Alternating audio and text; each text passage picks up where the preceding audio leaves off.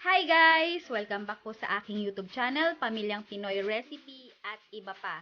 Today, tuturuan ko po kayo kung paano gumawa ng salted egg or itlog na pula. Sobrang dali lamang po nitong gawin. Yun nga lang po, mag-iintay tayo ng 18 to 21 days bago natin ito makain. Pwede natin itong negosyohin at sa mga OFW dyan na hindi na nakakatikim ng itlog na pula at nahihirapan kayong humanap dyan sa area nyo, pwede na po kayong gumawa dahil asin lamang po at itlog yung kakailanganin natin para makakain po kayo ng masarap na itlog na pula. Nakikita nyo naman, nagmamantika yung itlog na pula natin. Ngayon, kung interesado po kayo kung paano gumawa ng itlog na pula, panoodin niyo po ang aking video hanggang dulo at magko-costing din po ako. Kaya wag na po nating patagalin pa. Tara po at simulan na po natin ang pagluluto!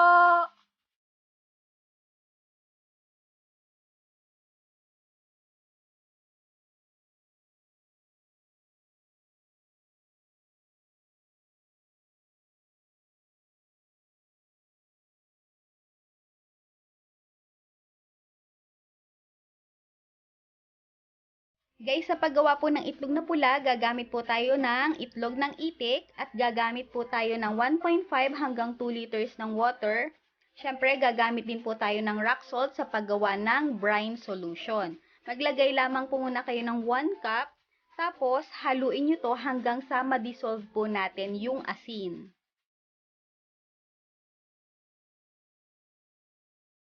Guys, kapag natunaw na po yung asin, maglagay po ulit kayo ng asin. Same procedure, haluin nyo po ulit ito hanggang sa matunaw po ulit yung asin. Gagawin po natin ito ng paulit-ulit, titigil lamang po tayo sa paglalagay ng asin kapag napansin nyo po na hindi na siya natutunaw. Ibig sabihin po, kapag nangyari yon, pakukulaan na po natin yung brine solution natin sa kalan.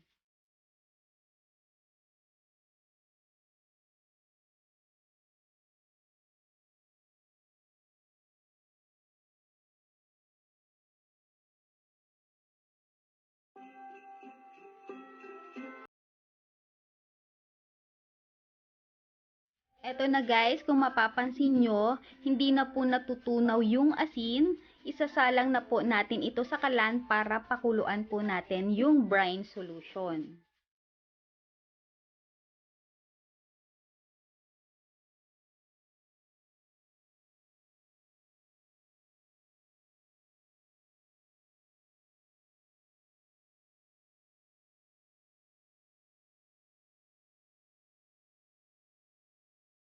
Guys, kapag kumulo na po yung brine solution natin, patayin nyo na po yung kalan at palamigin nyo na po yung brine solution.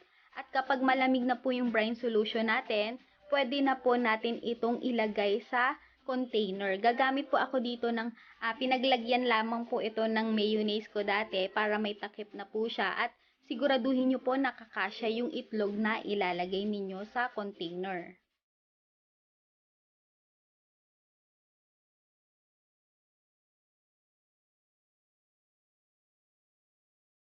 Guys, after ko maisalansan yung itlog ng itik, pwede na po natin ilagay yung brine solution. Kailangan po yung solution natin, lagpas po siya dun sa level po ng itlog.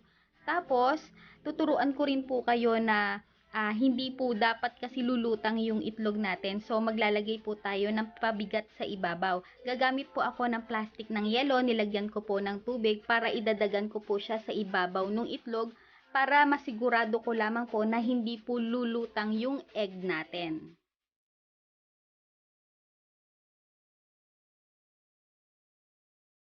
Ayan guys, okay na po yung pagkakasalansan ng itlog natin. Lalagyan ko na po siya ng takip. Tapos may tip ako sa inyo, kailangan po maglagay kayo ng note, miski sa takip po ng container, ilagay nyo po yung date at time kung kailan nyo po ginawa yung itlog na pula. Napaka-importante po nito para hindi po natin ito makalimutan kung kailan ba natin siya babalikan.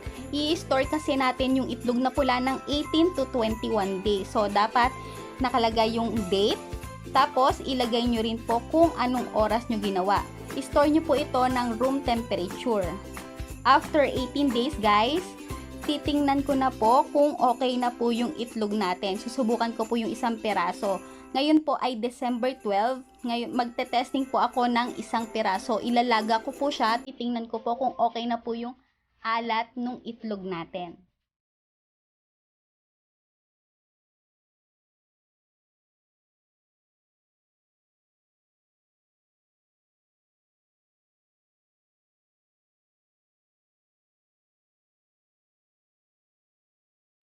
Guys, isang piraso lang na itlog yung ilalaga natin ha, kasi kailangan natin masigurado na sakto na yung magiging alat ng salted egg natin.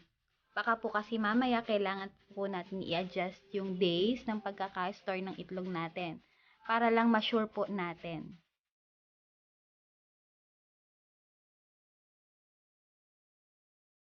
Guys, pakukulaan ko itong itlog ng 15 minutes. Mag-start po yung 15 minutes kapag kumukulo na po yung tubig nito. Eto na guys, after 15 minutes, papatayin ko na po yung apoy ng kalan natin at palalamigin ko lamang po ito para matikman na po natin yung salted egg.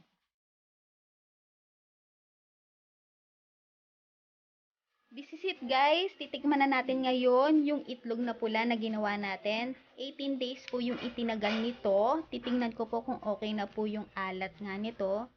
Tapos, titingnan ko po kung naglalangis na rin po yung itlog na pula natin. Ayan guys, so ang ganda ng itlog niyan.